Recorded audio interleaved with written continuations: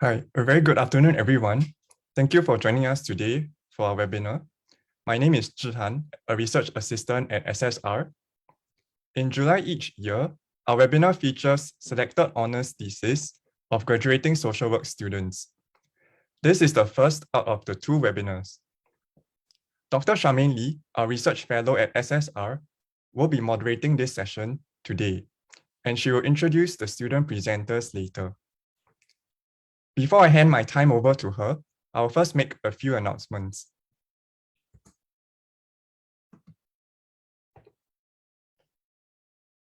Please sign up for our mailing list via the QR code on the screen to receive information on part 2 of the Social Work Honours Thesis webinars.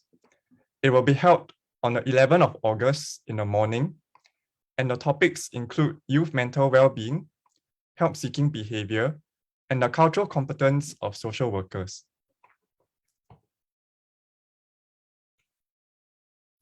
We are streaming this webinar on Zoom and recording this session live on our SSR Facebook page. Once this webinar is over, we will upload a recording on Facebook.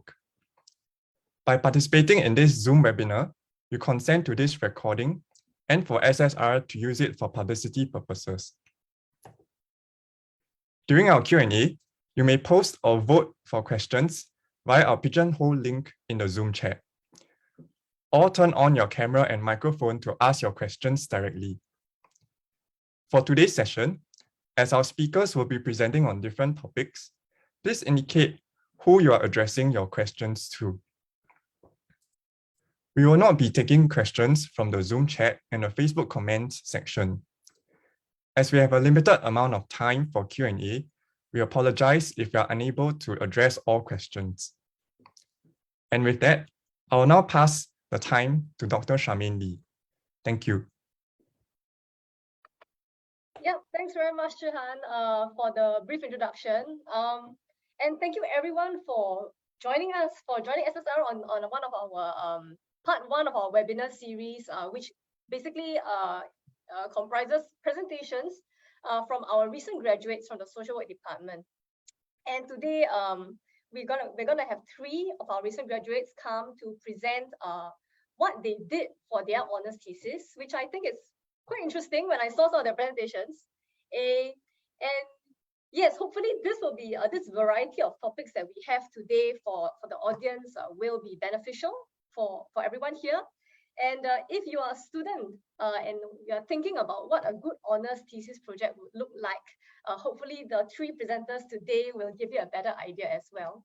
So maybe let's just traditionally we would always have the moderator come in at the end and the presenter will start first. But I thought maybe let's shake things up a little bit today. Partly because 2 of them used to be my students, right? And yeah, so I'm very pleased to have them come back to share what they have found in their honors thesis projects. So welcome Pauline, Karen, and Joelle. Thank you very much for coming back. You know, despite your work schedules, you're back here to share what you did and what you struggled with as students doing your honors thesis. I thought perhaps, lady, let's start off, since we have 3 speakers, right? Perhaps let's start off with a quick self-introduction. Maybe let the audience know what you have been busy with recently, and also perhaps what motivated you to want to pick that particular topic for your honors thesis. Yeah. Anyone can start first. Doesn't have to be Pauline. I know she's presenting first, but maybe Joelle, you want to start first, Joelle? Okay, sure. Hi, I'm Joelle. Yeah, so I'm currently a medical social worker at Changi General Hospital. Yeah, I just started last week, so I'm still in my honeymoon phase. Yeah, I think yeah, being a medical social worker versus my research topic, right? I actually decided on my research topic during my attachment. So I was actually working mainly with homeless clients back then during the pandemic. So actually that was where I had this interest and also this motivation to actually go and research on the resilience, not of the homeless clients only, but of the social workers that actually work with them. Yeah, so yeah, I think resilience and well-being is something that I hold very strongly close to my heart. So I actually believe that as social workers or as professionals, we too need to take care of ourselves before we can actually take care and help our clients. So that's where actually my interest came. Yeah. Yes, it's very interesting, Joel. Thanks very much for sharing that. Yeah, usually we always talk about clients' resilience, right? We hardly look at the social workers who are also fighting very hard for their clients. So thanks very much for looking at this topic that has been, I guess, up till recent times has been very much underlooked. Yeah. So thanks very much, Joel. What about maybe should we go backwards? Karen? Okay, hi, my name is Karen. I haven't started work yet, but I'll be starting in August as a medical social worker as well in KKH. Yeah, so my topic is on undergraduates with physical disabilities. So I think it's a quite a relatable topic to me. And then also because I used to stay in hostel in school for like 3 years. And then I got to meet like a lot of people with very different needs and just like very different people in general. And then I started to wonder like how the infrastructure of the school and how the architecture of the school affects them. Yeah, so that's why I wanted to do the topic. Yeah. Wow. Okay, thank you very much, Karen. And I think I guess you're you have very good observational skills lah. Because I remember as a student during my undergrad years, maybe like a few years back only, I never ever thought about inaccessibility issues that say my classmates faced when they were trying to navigate on campus, right, within NUS itself. Yeah. Okay, so looking forward to what you have to share later on. And finally, Pearline, yes. Hi. I am Pearline, also a medical social worker. So fun fact is everyone here is a medical social worker is a fest, huh? Yeah. But yeah, I'm currently in Tan Tock Seng. I started 5 weeks ago. Yeah. So not in my honeymoon period, but also not in the full load period. So yeah, I think I wish all my fellow MSWs, Karen and Joel, all the best. Just kidding. But yeah, so in my attachment, I worked at RCC Hospice. Yeah, so it was the place that I really wanted to be at. Yeah, I think I always wanted to work with deaf and dying, wanted to work with patients who are terminally ill. I think it's because of my own experiences with my grandmother. Yeah, and then like being inspired to want to journey with them during their last days. So that explains why the spirituality and the older adults for my thesis. Yeah. Wow. Thanks very much, Pearline. This idea of this topic of death and dying, it seems to be people tend to avoid this, right? Especially in the Asian culture. So I would say again, I have to commend you for taking the courage to think about this and to even think about approaching this topic. Yeah. But I think at your young age, I think you kind of said right before that you are an old soul or you're a young person with an old soul. Now I know why you said that. Okay. So thanks very much to our speakers for that self introduction and also for sharing your motivations lah. I think without further ado, let's perhaps get started. And I'm sure the audience is also very excited to hear about what you have studied in depth for your final year thesis. Are we going to start with Pearline first? We are, right? So maybe let's start with Pearline. And Pearline, I have to say that for your topic, when I first saw your presentation and your abstract, the first thing that came to mind was Viktor Frankl's book, right? What's that called? What's the title? Man's Search for Meaning. Man's Search for Meaning, yes. And is that a comment that you tend to get quite often from people who know about your abstract and your title? I think not really, but I did read that book I mean, not before writing my thesis, but it's quite relevant. Yeah, Man's Search for Meaning is truly what my thesis is about Yeah, so thank you for bringing that up. Wow, okay, good. Then I think before you start, and I know usually this is a question that moderators tend to ask only at the end of the session, but I thought it would be helpful to perhaps first share with our listeners what are perhaps 2 to 3 things that you want them to take away from your presentation. I think when I was preparing my slides, the first thing that came to mind is that spirituality is not just a religion. It's not just one. It's not just like a person's religion and their own relationship with a higher being. It's also their own meaning of life. It's also the hobbies that they seek interest in. Yeah, I will explain more later. Explain later more on that. But yeah, I think one thing is to know that spirituality is not a person's religion only. Yeah. Okay. Then I think without waiting further, you can launch into your presentation and then let us know what this spirituality is all about. Okay, let me bring out the slides. Okay. Give me 1 minute to pull up my script. Because you always need a script to be prepared. Okay, Just just convenience, right? When you present on Zoom, you can just yeah. pretend and nobody really notices. That's the uni education. I mean, for us lah. Ever since COVID hit. Yeah. Okay. I hope you can hear me. I hope I'm not muffled or anything. Okay, Yeah, but you might so need to speak a bit louder because there's background noise. okay, I need to speak a little louder. Okay. So hello everyone, I'm Pauline, and today I'll be presenting on my thesis titled Augmenting Holistic Care, Examining Spirituality and the Spiritual Needs of Older Adults. Yeah, so my thesis is quite a mouthful lah. Before I dive deeper to share a bit more, right? So I wanted to also introduce myself, saying that I'm currently a medical social worker at Tan Tock Seng, and I think being at where I am right now, I have been very fortunate to be able to apply the insights that I've gained for my research, especially because I work with a lot of old people in their most vulnerable moments in the hospital. Yeah, and I think something that many of us expect old age to be is a time of frailty, loss, and limitation. And this very often is true. With retirement, the death of a spouse, and the loss of mobility, these are just some of many causes that lead to feelings of hopelessness and perhaps give rise to a lack of meaning to live life for during old age.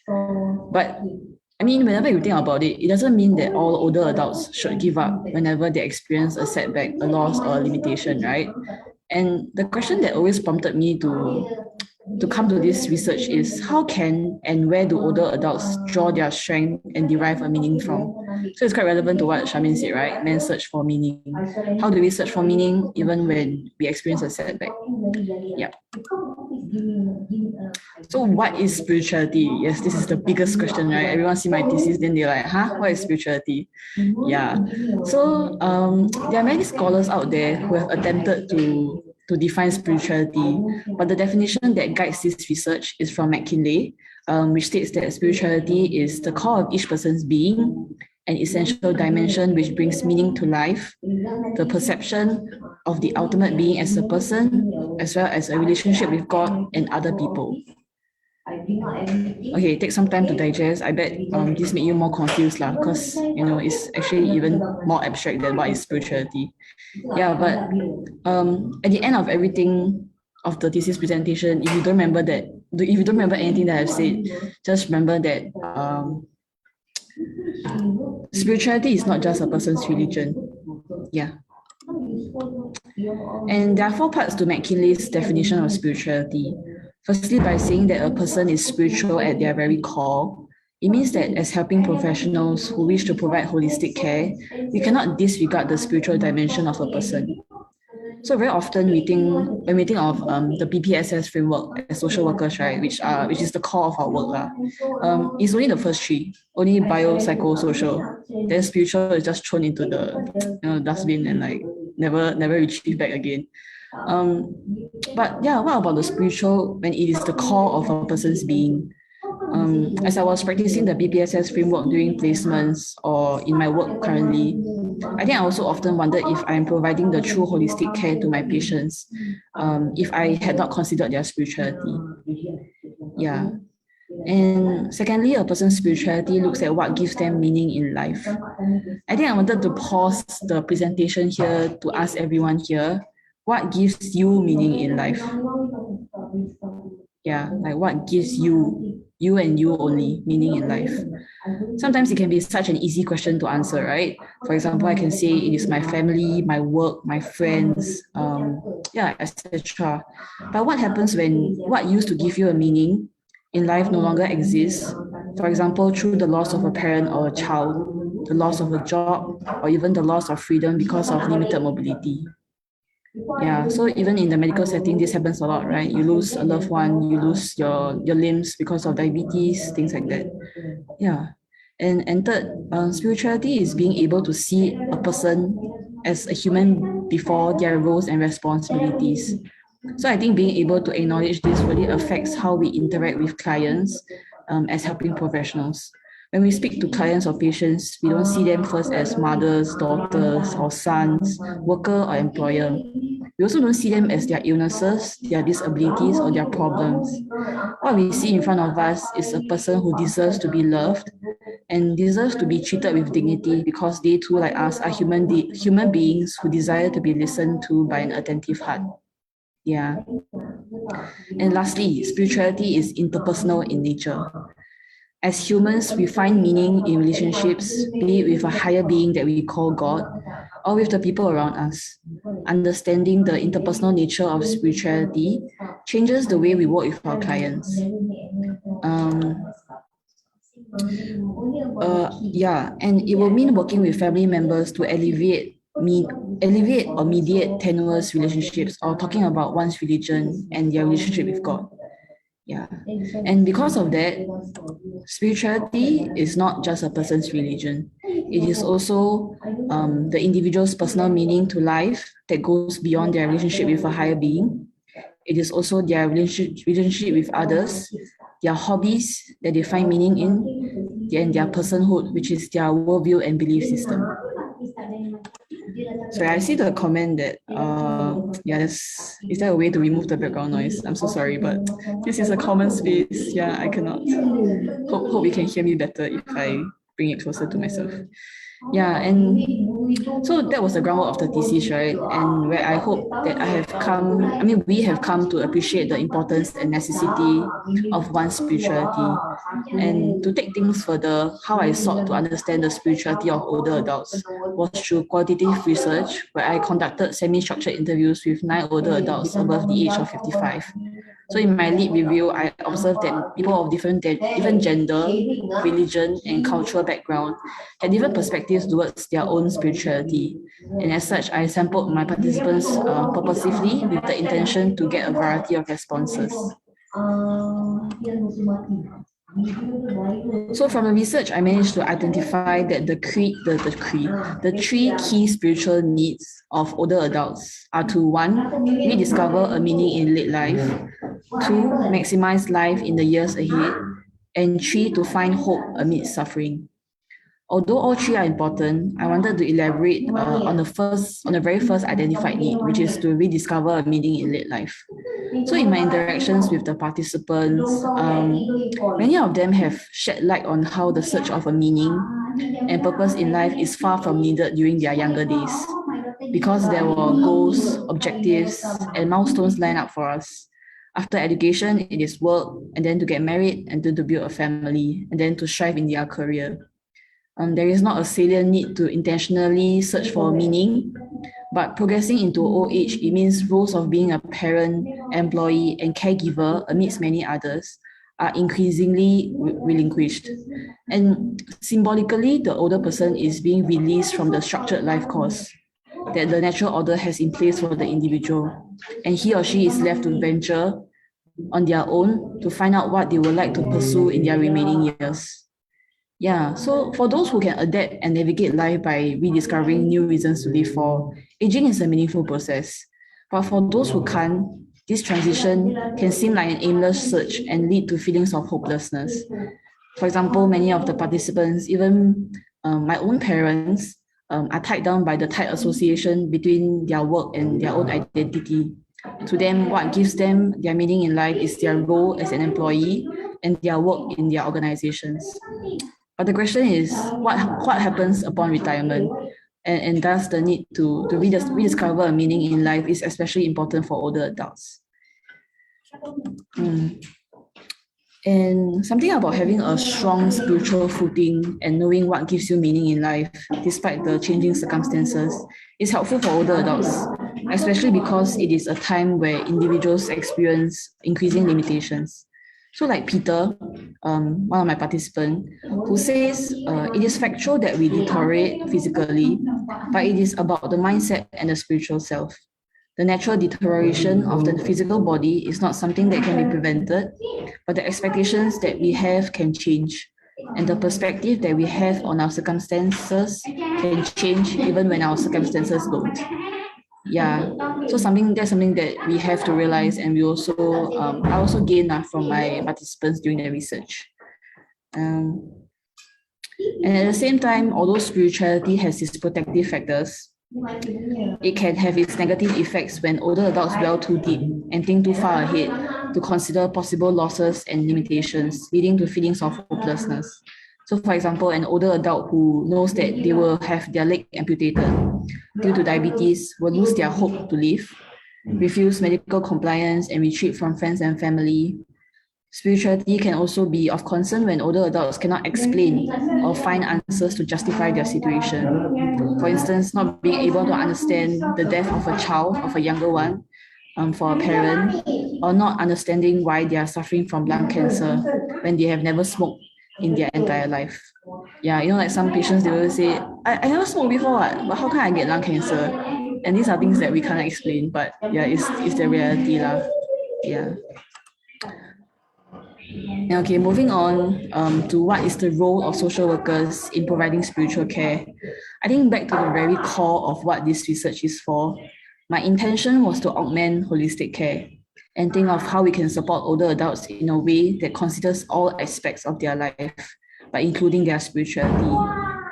My conclusion is that our role is not to replace primary religious and spiritual advisors, such as pastors and priests, but to first seek to recognize that there is always a spiritual component in our clients' or patients' concerns, and in turn attempt to intervene.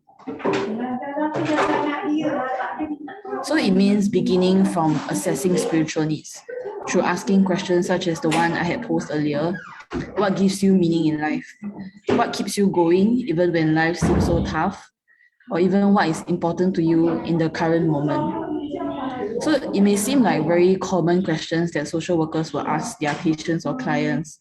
But when we do it with intentionality to understand the client or patient's distress and spirituality, you build a rapport that is of heart-to-heart connection. Yeah, and not just a heart-to-head or a head-to-heart. So this is something that I actually experienced personally during my work in RCC Hospice. Seeing social workers speak to their patients with a lot of heart and not just the head. Yeah, and because it shows our genuine concern towards and interest in the other individual who is also a human being like us. And most importantly, as social workers, we need to know that we are placed in prime positions to mediate conflictual or tenuous relationships within an individual's family, which bring a lot of meaning to the lives of older adults. Yeah, and beyond the key findings derived from the main research questions, these are just some additional thoughts that I had from the research project. For example, spirituality as a life journey, like how we grow up, how our childhood was actually affects how we are spiritual today. Yeah, and how we find meaning in the things that we do. And also how aging is a time of uncertainty, because like you never know, I mean, not only aging, but actually our entire life is in uncertainty.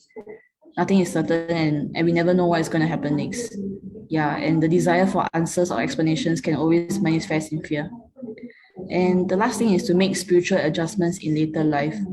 And so this is relevant to what I mentioned earlier, which is to rediscover a meaning in life, in later life, and to find new meaning.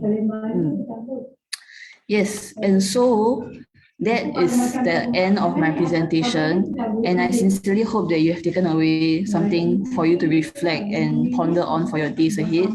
I thank you on behalf of my late grandmother over here, and that's me being a brat, and all the older adults in the world who will benefit from your spiritual and holistic care. Yeah, thank you so much. Thanks very much, Pauline. Yes, even though you had to present this in a very noisy environment and to focus as a speaker, I think that's a great effort on your part already. Yeah, now the noise is gone when I just So finished. funny, right? It's like after I done the important part and then now the noise, the background noise. Never mind, lah, it's okay. But Yeah. it's okay. This is part and parcel of any Zoom meeting or presentations that they were to do, especially in an external environment, right? And I was just looking at Pigeonhole and then I noticed that there are questions coming in, especially towards the end of your presentation. And I really like what you talked about just now, towards the end of your presentation as well, when you say, in this uncertain environment that we have, especially, with COVID, did you just do this a study during COVID? You did it, right? During COVID. Yeah, I did it during COVID. And did it kind of, in a way, exacerbate the negative effects of the uncertainty and the spirituality negative effects lah? Did that really come out a little bit more because of COVID? I think in various ways, because when I first began like brainstorming on my thesis, I wanted to do palliative care, meaning like patients who are terminally ill and then interview them on their spirituality. But because of COVID, it made it even more difficult. Like it was already difficult to go and contact like terminally ill patients, right? But now with COVID, then they were afraid that like diseases and stuff like that. So that was one way that it inhibited my research. But I think another way is also that some of the interviews were actually held online on Zoom. Yeah, so I think speaking about something that is quite tender, quite intimate to a person, like their meaning in life, doing it over Zoom can be quite difficult. Yeah, that's one thing. Yeah. Okay. No, I'm glad you talked about it because then it answers one of the questions that someone has posted on Pigeonhole, which is, were there any challenges that you faced during the data collection process lah? So hopefully that answers the audience questions on that. I'm just also looking at Pigeonhole. I'm trying to find the top voted questions, things that people really want to find out a little bit more. And it's by Paul. He asked, what was the seniors' view of spirituality? Did they share the same understanding as whatever sources that you referenced? Yeah, so how I did it was that I will explain spirituality to them at the very beginning. Then through my questions, I will also ask things that are more relevant to my definition of spirituality. Yeah, and I think something that I understood from my research is that everyone's understanding of spirituality is very different. Yeah, and it was necessary, for research purposes, to actually come up with a definition and to scrutinize on it lah. I think something that the older adults, they actually feedback was they didn't like the word spirituality. Oh, okay. Because the way they see it is like, oh, it's a person's religion. Yeah. So they wouldn't see it in the abstract way, like, oh, it's a meaning of life, it's like your whole being, this kind of thing. Yeah, and I think even when there are older adults who understand what it means to be spiritual or spirituality, they will also associate with religion. Yeah, and they didn't how to say, they would refer to spirituality in a different manner without using the word. Yeah, so maybe like meaning in life, things like that. Yeah. Okay, and so I guess there is that very tight interconnectedness, and sometimes, even from personal experience, it can be difficult to kind of introduce a slightly different definition for a particular concept that you're trying to investigate a bit further. So I can kind of empathize with the challenges that you faced when it came to trying to explain or to tell your participants like what spirituality was about in your study. Yeah. Let's go with one more question first before I move on to Karen. And I do see that a lot more questions are coming in. If we have time towards the end of the presentation or the session today, I will try to cover them. Otherwise, then we can always share this Pigeonhole questions with Pearlyn, and Pearlyn, you can address them after this session. Okay. Final question for you for now. Okay, let's see. I actually saw this question come in. You said, great presentation. That's what the person said. So thank you. What was your biggest personal takeaway from this research? Wow, that's very difficult to answer. Personal takeaways. So many. There's Just name one. Just name one.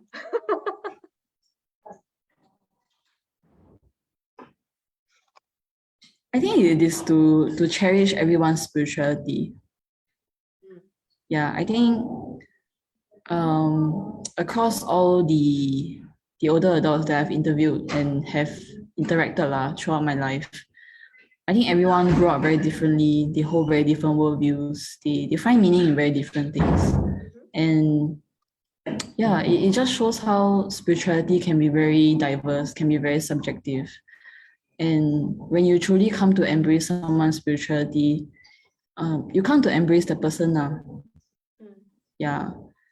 Yeah, even of people who are of different religion, of different practices, when you recognize that everyone are also struggling, in this uncertain life, yeah, you come to embrace their spirituality and come to see them as a person. Yeah, so that was for me lah. Okay, wow, thank you very much for sharing one of your personal takeaways. And of course, for the person who is asking that question, feel free to reach out to Pearlene to ask for more takeaways that she may have on a personal level. Okay, thanks very much, Pearlene. And don't run away because we will wrap up after this. Next, Karen, you are up. Karen, yes, I know that you're enjoying your honeymoon period now because you haven't started work as a medical social worker. But of course, again, I'm going to ask you the same question as what I did with Pearlene before you even share. What are 2 to 3 takeaways, key takeaways that you want your audience to have for your presentation? I think it is kind of like a personal takeaway also lah. I think like throughout the whole thesis journey, I really learned a lot from like the respondents, and then I think the findings are really very interesting because I think a lot of things we take for granted, but then like when I hear it from like the respondents, and I'm like quite mind blown by what they say lah. Like it's really things that like I didn't expect. Yeah, so I think the findings are quite interesting. So unfortunately, I can't go through everything, but then I tried to pick out the ones that are like more unique or more interesting to me. So yeah. Okay, good. And then of course now we will hear it from you lah. So yes, Okay. please go ahead. Okay, let me share my screen.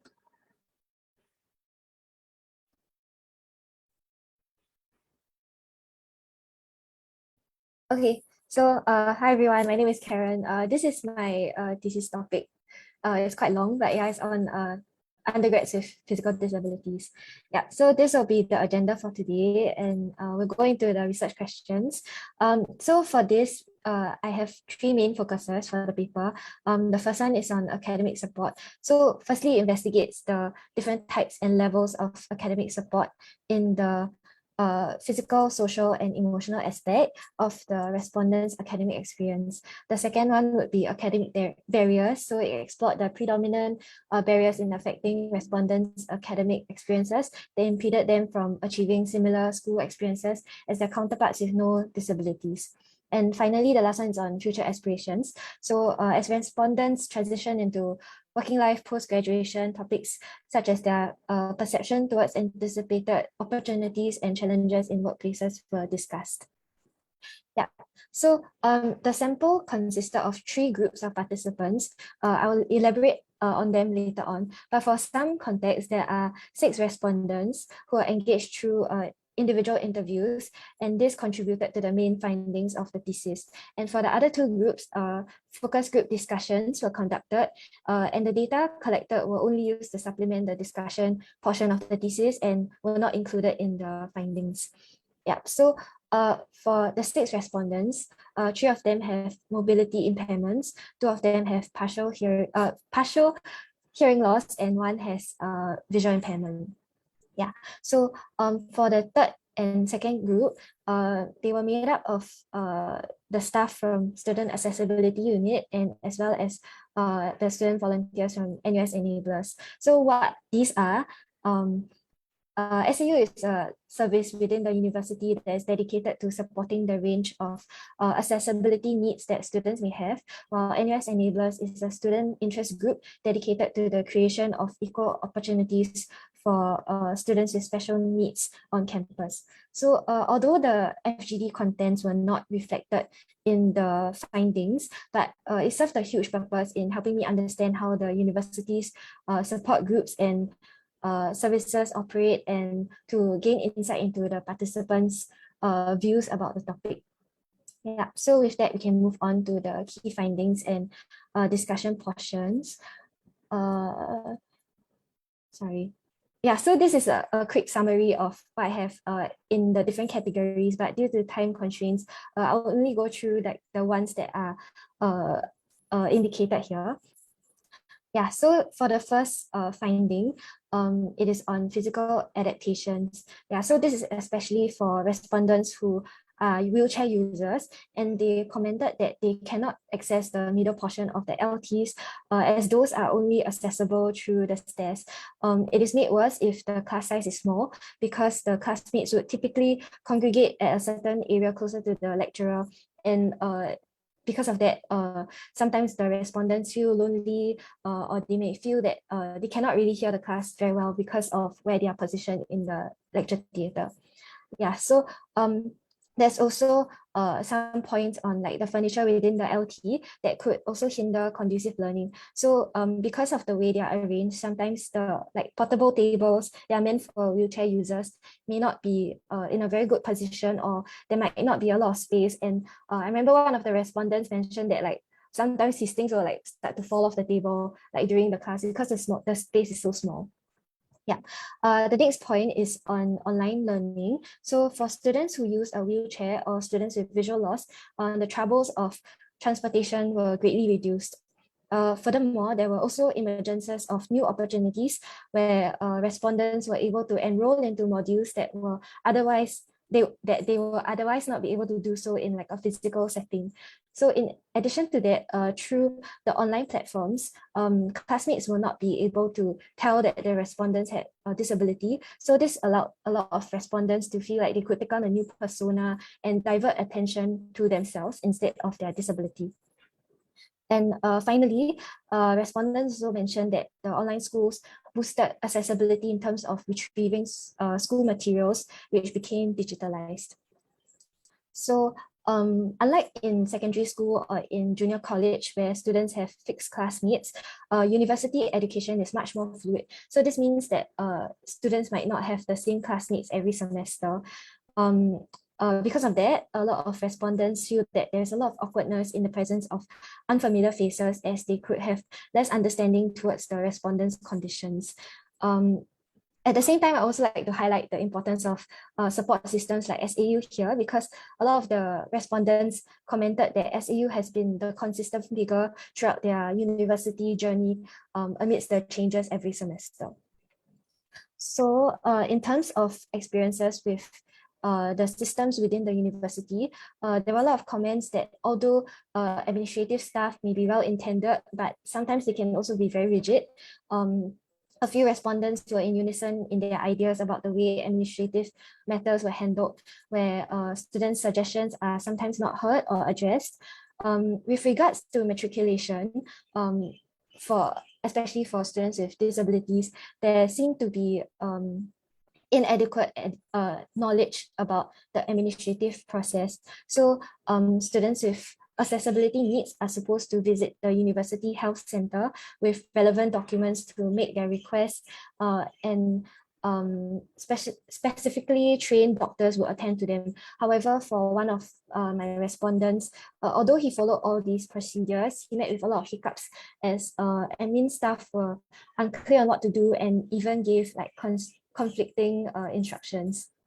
So on future aspirations, a few of the respondents wondered if their colleagues would be open and understanding towards their conditions, because unlike the university environment, workplaces tend to be less forgiving as they are more performance driven.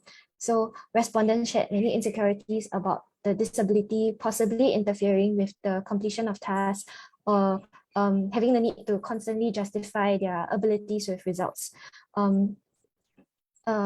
Respondents also cited many instances where persons with disabilities are shoehorned into roles that are typically expected of them. So some examples given were the service sectors, the arts sectors, which involves like performing arts or liberal arts, or even sports industries. So as a roundup of the findings, firstly for academic support, the physical environment of the campus was found to greatly influence the participation of persons with disabilities in school. So the absence of disability-friendly amenities not only affected navigation and accessibility, but also limited students' participation in classrooms as well as social activities. So as online learning was adopted because of the COVID situation, it added a lot of fresh insight into the study of persons with disabilities in institutes of higher learning, where new alternative arrangements emerged. For academic barriers, some of the findings have underlined how poor systemic organization brings about repercussions on the well-being of students with disabilities. Yeah, so because of that, they may face a lot of attitudinal or environmental barriers. So lastly, for future aspirations, in line with the literature review that was done for this paper, students with disabilities struggle more than their typically developing peers in terms of post-graduation employment. And through the experiences of the respondents during the internships, it has clearly indicated that a lot of employers were indeed wary of hiring a person with disability, especially those with more visible disabilities. What I mean by visible disabilities are, like, for example, someone with visual impairment or someone who is wheelchair bound. Yeah. So I have three main recommendations for this. So the first one would be in increasing physical accessibility. So having physical barriers creates a lot of barriers to entries for many different aspects of student life. So this also means that students with disabilities will not have equal footing as compared to their other peers. Increasing accessibility not only affects the students with disabilities, but also benefits the larger student body as well. And it's also found that creating more inclusive schools is helpful in encouraging empathy and acceptance among students. Yeah. So the second recommendation would be to enhance support systems. Respondents have commented on their strong reliance on SAU throughout their university journeys. So, however, due to small manpower size of SAU, respondents feel that the SAU may be overstretched at times. So, increasing the manpower would be a way to mitigate this. Also, during the FGD, with the focus group discussion with the SAU staff, they mentioned that they work closely with a lot of the different departments in the university. So another possible insight would be to increase involvement and involving even more faculty and university officers, so more resources could be tapped on to cater to the needs of students in more various areas.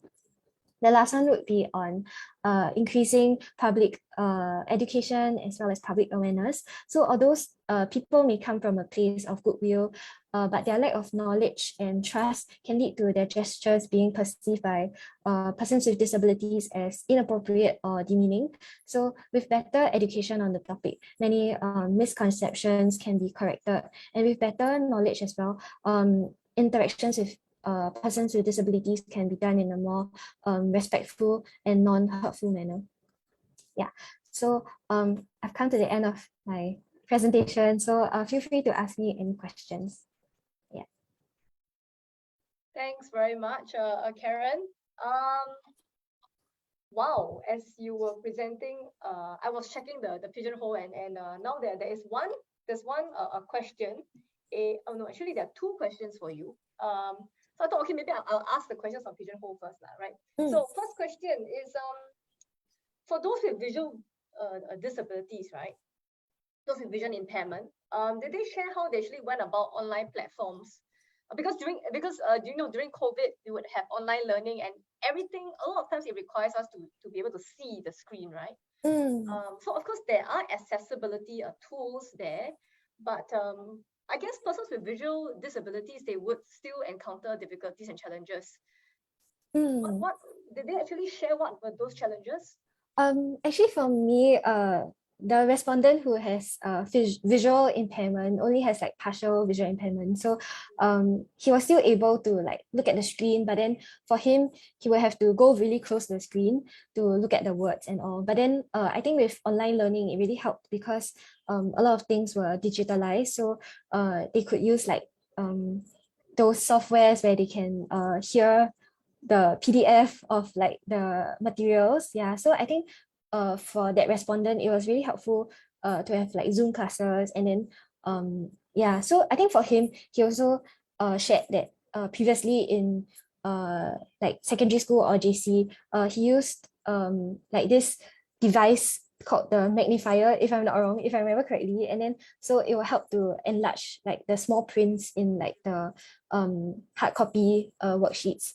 Yeah, so I think when it's converted to an online platform, it really helped a lot lah. Yeah, so I'm sorry that I only had one respondent who had visual impairment, and then yeah, that's what he shared with me lah. Yeah. Okay, I see. Well, I guess just to follow up, because the person who asked it in Pigeonhole did actually think in a slightly different way. So of course, they know when it came to soft copies of written documents, they would a person with visual impairment would have tools to kind of help them, right, to so-called read the document. But I think the person's also coming. The person who asked this question was coming from the angle where he was saying, what about those learning engagement tools that say educators use, for instance, like Kahoot, where it's a live platform that everyone goes on and try to answer questions from the teacher during the Zoom session itself. Did the person with did your participant actually say that those are the kind of activities that he or she feels very much excluded from?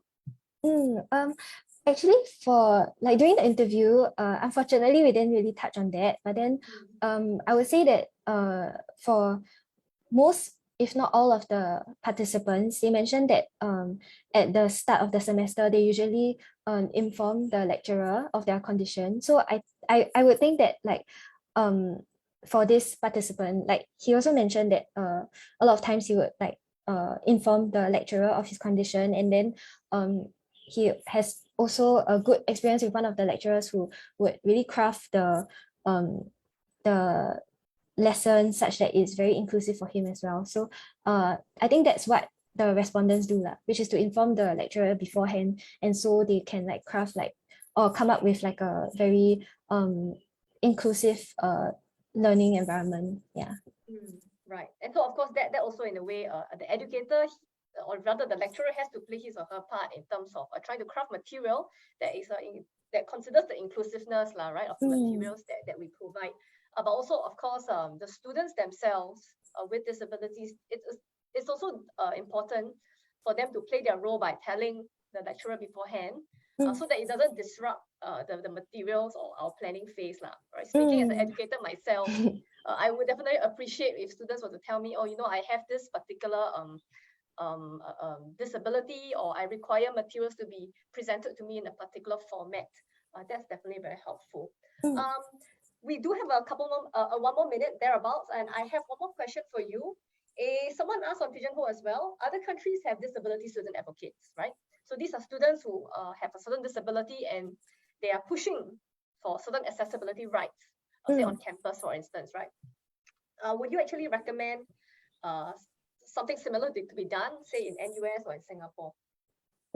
I think for through the FGD that I did with like the student enablers and also some of the respondents themselves, I think okay, like some of the respondents are also part of NUS enablers, so they really shared a lot about like their whole journey in advocacy and all that. Yeah, so actually what NUS enablers does mostly is advocacy. Yeah, so I think there are times where they do up petitions to send to like the different school officers to kind of share about what they believe in or what they are trying to advocate for.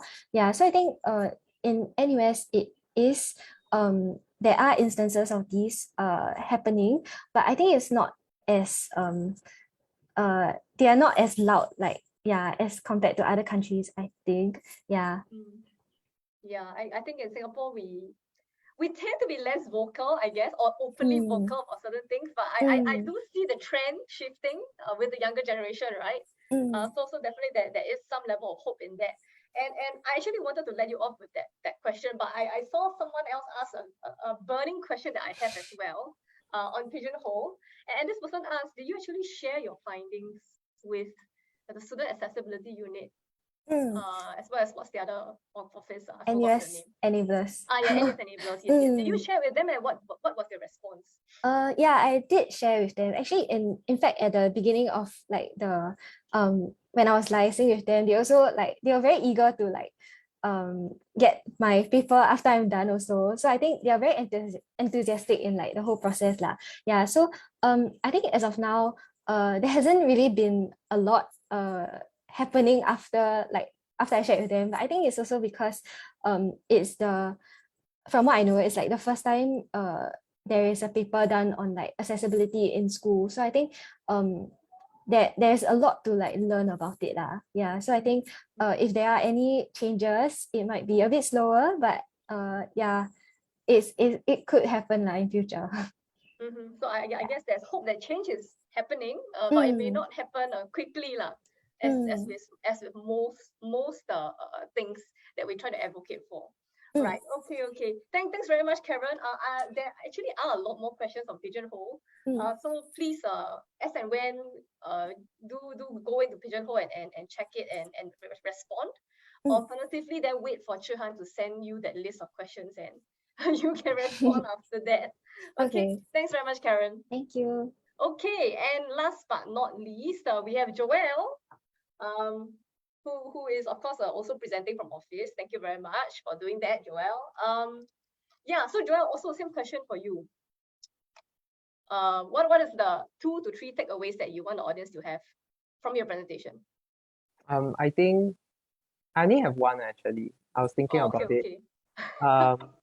Resilience is not only I mean, we don't just talk about resilience about clients lah. We should also look at ourselves, and we need to care for ourselves also. So actually resilience in itself, later I'll be sharing more, so is in fact in everyone. It's just whether or not you recognize, whether or not you know, and whether or not you are willing to take the step forward to actually go and draw from it. Yeah. Okay. Wow, that's like I said like just now, right? It's very rare that we, or rather in the past, we usually don't look at the resilience or the self-care that social workers need. But you know, sometimes I remember reading this particular saying where they say that sometimes the people who need the most help are the people who are helping others the most. So I thought that was a very thought-provoking phrase that I came across. Just thought to share with everyone as well. But yeah, yes, Joelle, the stage is yours. Please go ahead and share your findings. Okay, thank you. Wait,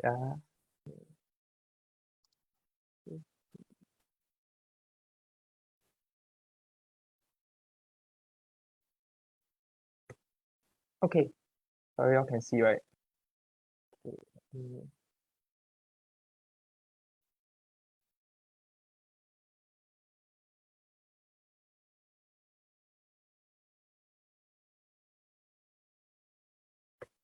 Okay, yeah. Yeah, so everyone can see, right? The screen. Okay, great. Yeah, so good afternoon, everyone. Yeah, I would like to start off my thesis sharing. So I'll be sharing on the resilience of social workers when working with the homeless in Singapore. To start off, I'll just briefly be talking about how I arrived at this topic, and then my sampling method and process. And then I'll be discussing my two research questions, the findings and discussions, and then recommendations.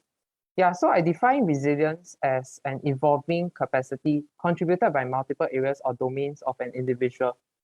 Yeah, I decided on this topic on resilience and with social workers working with the homeless because of first, the intense amount of stress that we social workers actually face in their work with clients. And in general, because the stress was kind of heightened during the COVID-19 pandemic. So various safety measures were put in place. I think it limited our ability to engage our clients. So I think this was a topic that I wanted to go and look into also. Yeah, so also it's also found that social workers tend to experience burnout at least 3 to 4 years or even earlier maybe into the industry and from the excessive amount of caseloads. Yeah, so social work with the homeless furthermore actually requires workers to take on multiple roles and collaborate with multiple stakeholders. For example, off the top of my head, HDB officers, SSO officers, even ICA at times, we will need to liaise with them. So on top of providing social, this is on top of providing social emotional support for the clients. So nonetheless, many workers, they still remain in the sector for many years or so. I was curious to find out what kind of factors actually kept them resilient, which consists the first half of my thesis. But in order to do so, I first had to uncover the challenges and facilitators that these workers experience, which was my other half of the thesis. So as a result, these were my two questions. The first was really to set the context. What were the professional experiences and challenges faced by social workers working with the homeless, and how was this resilience seen in and manifested amidst the experiences that they faced? Yeah. So in a nutshell, I adopted non-probability sampling. So purposive sampling and snowball sampling, where I recruited my participants. So my participants had to at least have a recognized graduate diploma or higher in social work or social sciences, have at least 3 months of experience working in a social work position in an SSA, social service agency, or had worked with and still working with clients that identify as destitute persons. So overall, I actually interviewed 10 social workers, and I conducted my qualitative interview throughout the month of October last year. Yeah. So in the essence of time, I'll only be touching on some interesting points that I picked up from my research question 1. Now, one of the challenges faced by participants was related to clients' personal circumstances. Homeless clients were observed to have more strained and distant relationships with their families, which made alternate accommodations difficult, sometimes almost impossible. Moreover, clients' rough sleeping behaviors also meant that important documents like their divorce papers were not easily accessible to them.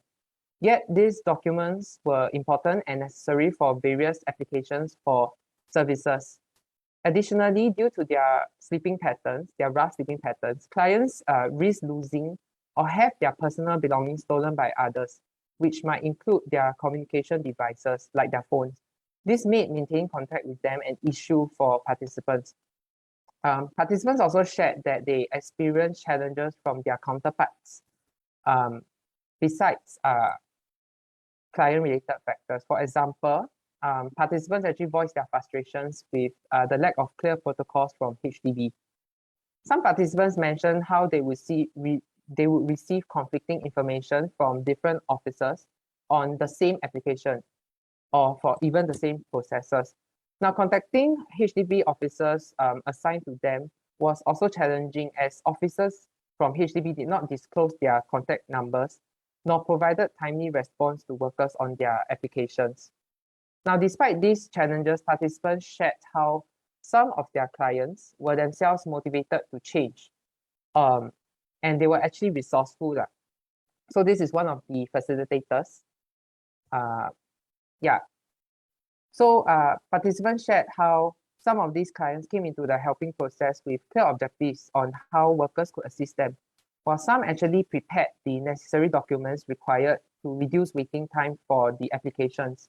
So resources built up from participants' own organizations also help to facilitate and cut short research time for them, as participants did not have to waste time researching for services or documents needed for various applications. Yeah. So before I talk about my research question 2 findings, I would like to share the theoretical framework which I adopted, which was the multi-system model of resilience. So I use this to anchor my study, and it considers the interactions between 3 main tiers. and believes that an individual draws from these three tiers to maintain their resilience amidst challenges that they experience. So in the innermost tier, right, it's the internal resilience. It basically looks at an individual's perception of how their own health and well-being. So here, the perceptions of their own health and well-being basically refer to how they care for their physical and their mental well-being and their mindsets that they have towards aspects of their life. On the outermost layer is basically the external resilience. So it looks at more social ecological factors that an individual draws upon to maintain their resilience. So here it may refer to accessibility to external support, such as their friends, their families, external services, or even healthcare. And then functioning as a bridge in between, right, is coping and pursuits, CP. So this focuses on the skills of the individual, the knowledge, the values, the past experiences with challenges that an individual might be able to draw upon so that they can respond more effectively to the challenges. So Liu believes that an individual draws from all three of them to maintain their resilience. Okay, so back to my findings. Participants actually relied on to maintain their resilience was actually to engage in physical activities. So like running, walking, sports, yoga sessions after work. So visiting TCMs and physiotherapy sessions were also tools that they relied on to maintain their physical well-being, so their health. Others actually seek counseling sessions outside of workplaces for their mental health care, while others utilize existing organizations' soothing rooms to help them wind down or momentarily remove themselves from their stressful situation at work. Participants also drew on support from their colleagues.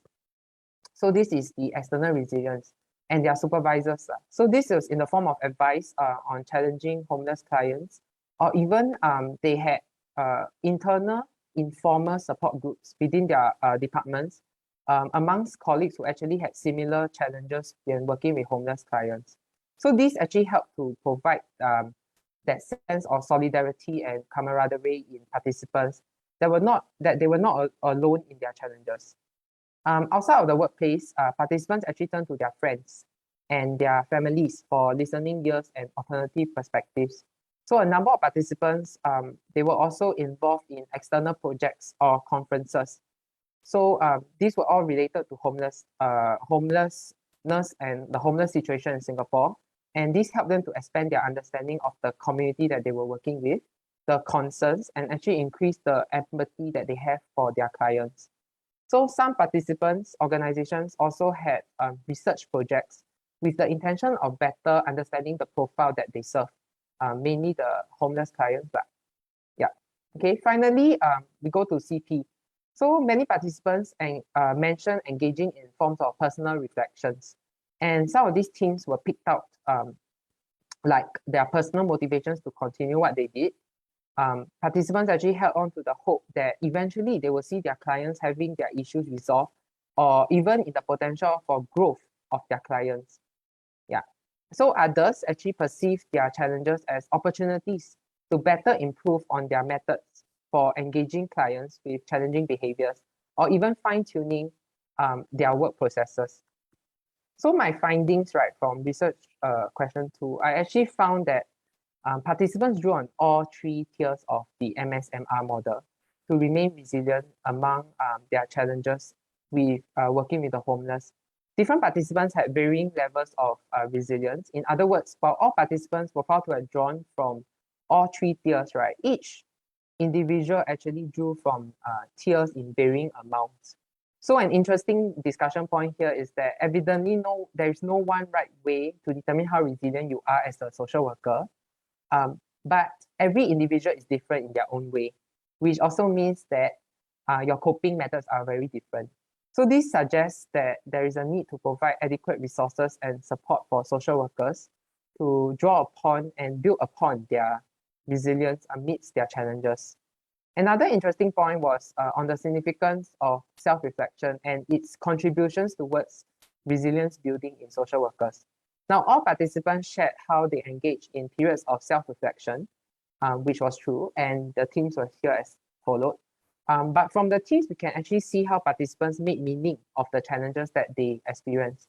So, and that was, and following which they responded through concrete changes in their actions, which actually brings up this familiar term, reflexive practice.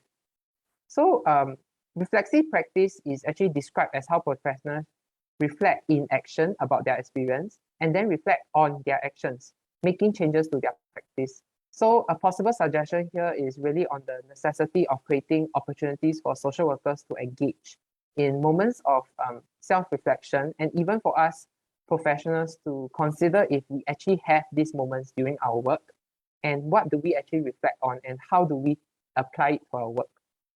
Yeah. So as I come to the end of my presentation, I offer some possible recommendations. In relation to our work with clients, especially regardless of which clientele group we work with, right, it might be necessary to recommend having an upgrade or increase in our knowledge and skill of the clientele group that we are working with. So there is always room to grow. And in this aspect of my study, two suggestions for people, for workers working with the homeless community. A basic understanding of the various pathways into homelessness is definitely necessary due to the complex nature of homelessness. And second, trauma-informed care is a skill that participants actually deem as necessary, as homeless clients' circumstances are often challenging and traumatic in nature. Second, being equipped with this base. Second, the workplace. So in particular, the workplace culture. Rethinking how practical support can be offered and given to our colleagues at the workplace. Re-examining existing work cultures and whether it encourages informal conversations and discussions. And lastly, relooking how supervision could be structured to include moments of self-reflection, in particular reflecting in action and reflecting on action. And lastly, cross-agency collaborations. So at the macro of things, right, a possible suggestion is really to advocate for clearer work processes, in detail processes that actually establish clear SOPs for both social workers and other counterparts that we are working with. So this will help to make things easier for both sides as well.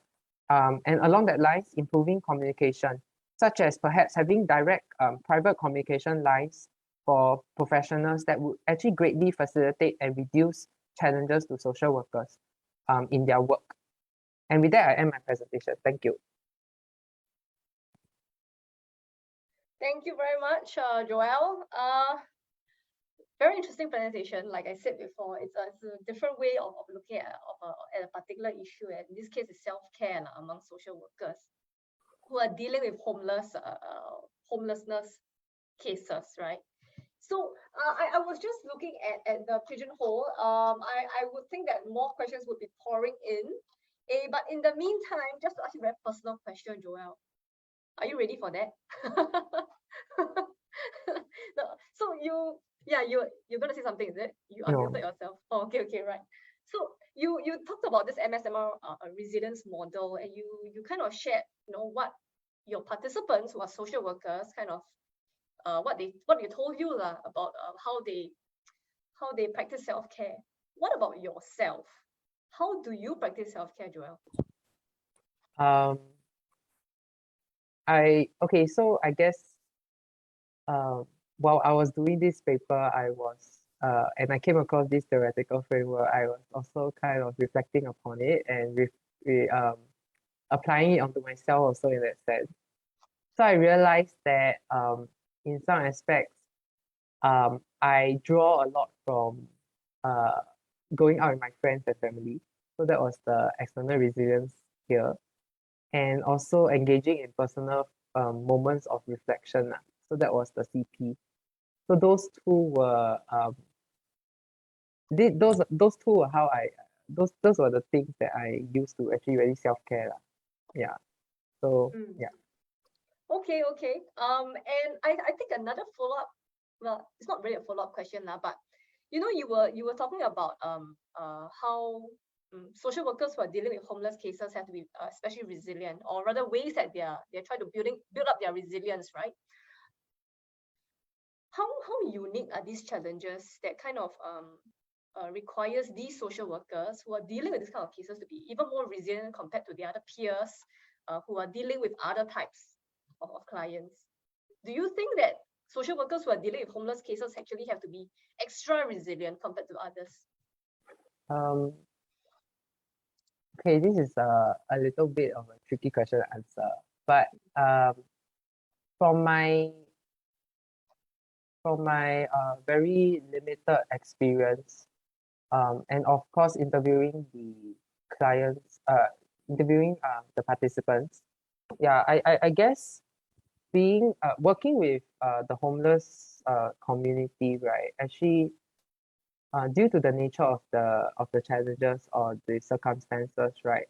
There, there's a tendency that the circumstances actually tend to evolve, so it becomes a bit more complicated, which also means that social workers that work with them require a little bit, I would say that my personal opinion is that they will require a bit more resilience in the aspect of being adaptable and being able to continue to meet the needs of the client while at the same time managing your own professionalism in that sense. And I think on top of that, right, because working with the homeless clients will also due to the complex nature of the issue of homelessness in itself, it requires a lot more collaborations with different stakeholders. So it's not just applying for financial assistance, but it might also be at the same time trying to look for temporary accommodations for them, or even applying for permanent accommodations for them with HDB, and that requires documents. So that documents come from other stakeholders as well, and that's why that is the nature of working with the homeless clients, which is you work with a lot of other different stakeholders as well. Yeah. Okay. Is that why you decide to be a medical social worker instead? Okay, no, I'm just kidding. Anyways, we are I think about 5 minutes to the end of this webinar. Just to bring all the speakers up on so-called stage again together. There's one question that's addressed to everyone here. You notice all the speakers actually talked about using qualitative research methods, right? To conduct your research and to interpret and present your findings. One question in the pigeonhole is asking everyone here, how do you ensure that you are not biased in your analysis? How do you ensure, how did you ensure that even though you had, read up on the literature, how do you ensure that these things that you read in the literature didn't, in a way, influence the way you interpreted your findings? And also in another way, did it actually restrict you in terms of your analysis as well?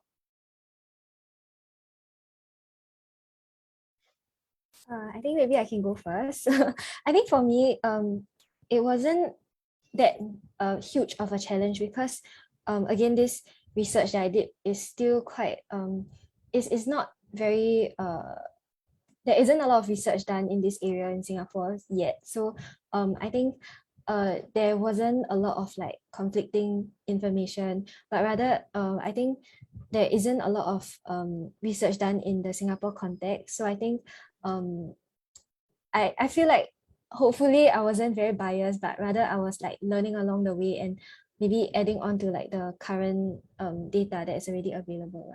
Yeah. Okay. Thanks very much, Karen. Pauline or Joel? Pauline, maybe I'm gonna go first. Joel, give you a break first.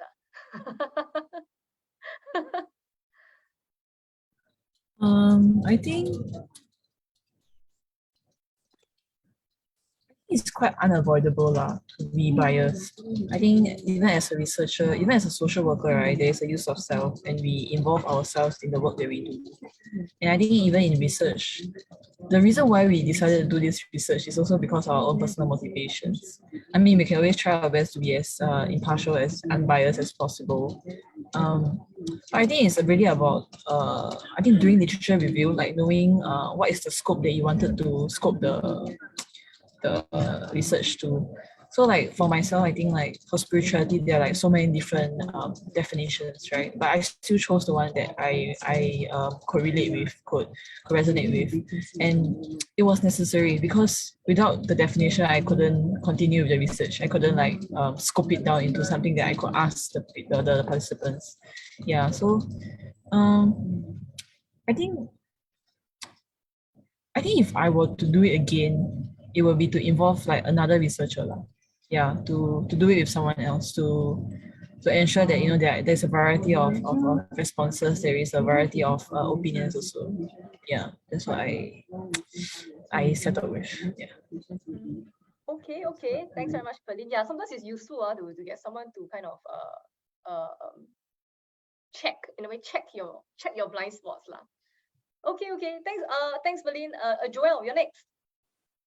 Actually, I was thinking about it, and I rely a lot on my supervisor's guidance, like through debrief sessions, and also constantly checking back with my participants on whether or not that was what they meant lah. I think for myself during this process, my motivation was really because I personally experienced that kind of challenge lah during my attachment. So actually, it was kind of like a kind of a potential stumbling block for me also while I was interviewing, because I might had the tendency of assuming that my experience was what was shared by the participants lah. So I made the effort to clarify whether or not what the participant meant was really what I understood it to be. Yeah. Okay. Thanks very much, Joel. Actually, I think one of you all talked about it just now, right? Quality research can be biased. Well, of course, there is that danger even in quantitative research, right? Depending on how we design the study. But what's most important is especially to be reflexive about it, right? And to be cognizant about our own biases, and of course to be very transparent about it. Yeah. So I think that's more important. We have reached the end of our session.